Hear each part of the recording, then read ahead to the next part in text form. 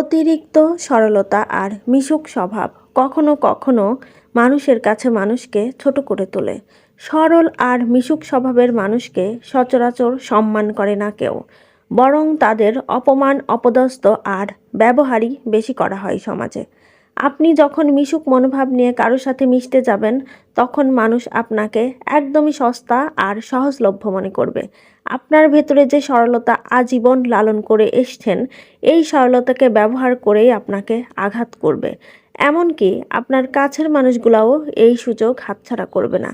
একদমই খেয়াল করবেন।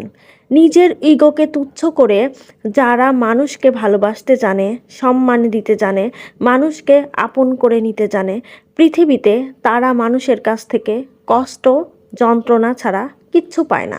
বিশ্বাস করেন, অতিরিক্ত সরলতা আর মিশুক মনোভাব নিয়ে মানুষের ভালোবাসা পাওয়া যায় না আজকাল।